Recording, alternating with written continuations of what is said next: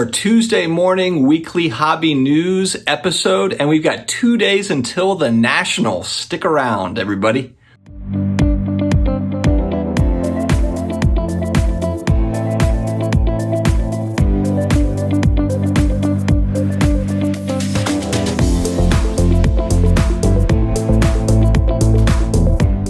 Hello to all my sports card friends out there. How is everybody doing? It is Tuesday. It is the National Week. It is the week of the National.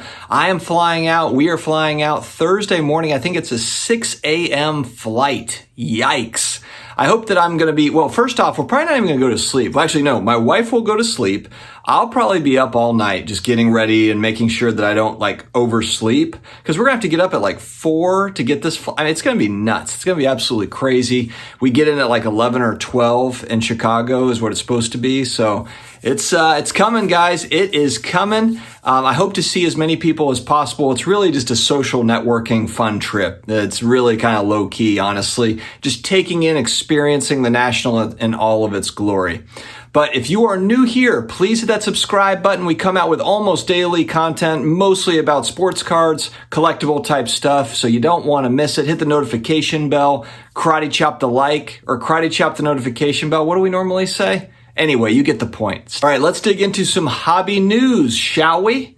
Now, while we're talking about the National, I was reading an article on Sports Collectors Daily, very interesting, and they confirmed that they have stepped up security measures for this particular show, and there's expected to be upwards, if not more than 100,000 people at the show this year. And it's also the same weekend as, I believe it's Lollapalooza, if I'm saying that right, the concert. So not only are you going to have this massive trade show that's going on, among other trade shows, I assume, but you also have this huge concert that's going to be in Chicago. Now, the convention is in Rosemont, so it's not exactly downtown Chicago. It's outside of Chicago in Rosemont. So I don't think that we cross over necessarily with that crowd, but still, it's going to be a wild weekend for people traveling into the Chicago area. It's going to be crazy. So, but anyway, what they're saying is that the convention folks have basically kind of stepped up security measures.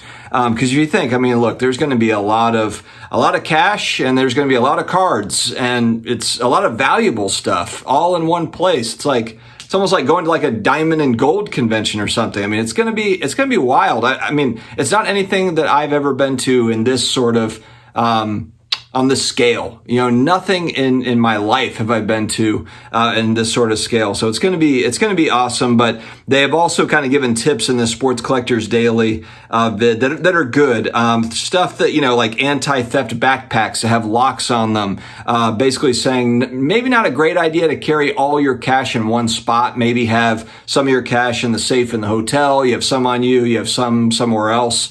But anyway, not having it all on you at one point, because unfortunately, just like we saw at the Dallas show a couple weeks ago, a much smaller show, people are pretty brazen. I mean, the guy that got busted in Dallas, I mean, it's kind of shocking really how that all went about, but I have got to imagine that there's going to be, hopefully not many. There could possibly be people looking to do the same sort of thing in Chicago. We hope not, or in Rosemont, I guess it is. But anyway, we got to be vigilant, be careful out there for sure. Gary V announced here yesterday that he is not going to be able to attend the National, which I think for a lot of people is a big bummer. For me, it is, just because I thought it would be really cool, even if I'm not able to get close to him, to be able to, shake his hand or take a picture or whatever. It would have been cool just to see him in person.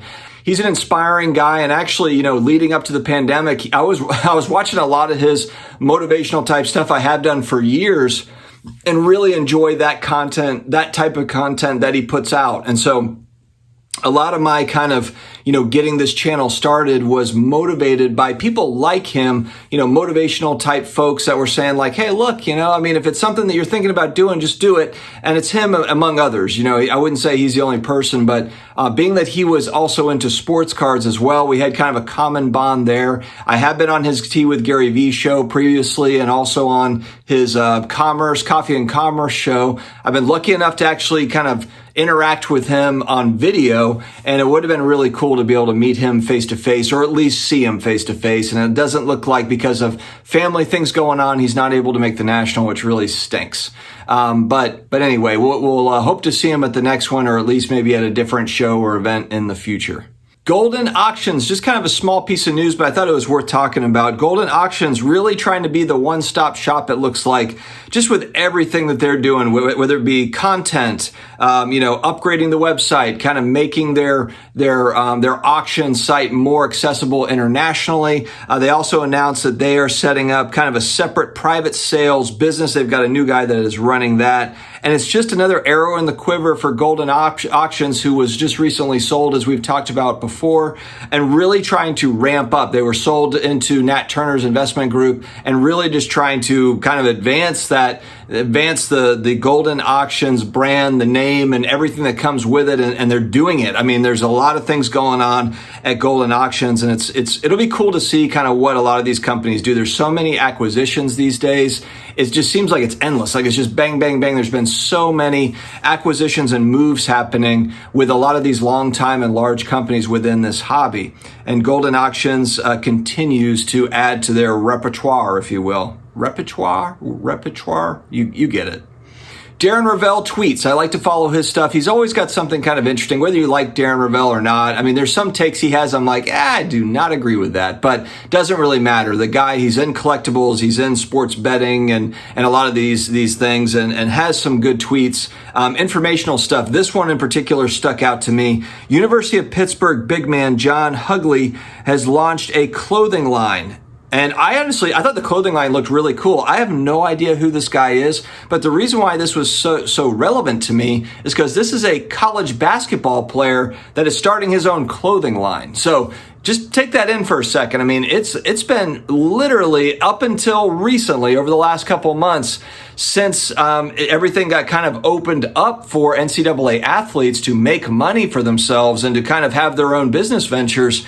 This sort of thing is popping up all over the place now, but I thought this was cool, and I'm really happy to see this. I'm happy to see that college athletes can make money off of their likeness, can kind of profit from their brand. They can start building a brand. I mean, think about just how revolutionary this is for college athletics, for athletes in this space. Could you imagine if Zion Williamson, was available to do this? I mean, think about I don't know if Bronny, LeBron's son is just going to go straight to the NBA out of high school. I don't know if he'll play 1 year of college. I'm not really sure what the plan is, but as an amateur athlete, if he's able to monetize before he actually becomes a pro athlete, that really opens things up for a lot of these kind of youngsters that are coming up that are, primed for big things in professional sports. So I think that it's really cool to see this and just all the different ventures that are going to pop out from this ruling.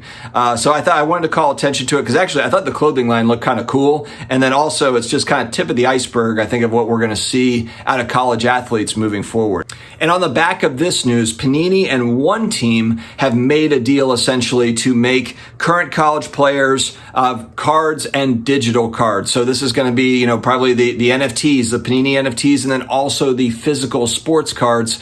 This is a deal that allows college athletes to be able to monetize. I don't know enough about One Deal, about kind of what that company is and how they're representing, all of college athletics. They must have a deal with the colleges or the players directly. I'm not exactly sure how that's worked out, but essentially this is a way for Panini to start manufacturing, a lot of this stuff. And it will be kind of interesting because historically, like for sports cards people, draft pick products are kind of like bleh, like nobody really wants that. Or it's just kind of a precursor to where you buy it, you sell it, leading up to them being in their NBA or NFL jerseys, whatever it is, but they never hold value kind of long-term over, the pro stuff. Now, I wonder if this kind of opens things up a little bit more to maybe that changes within the hobby. I'm not really sure, and that'll be something that'll be kind of fun to watch if the college products become a little bit more prolific, if they become a little bit more wanted kind of within the hobby space. That'll be really fun to watch, and also just kind of like,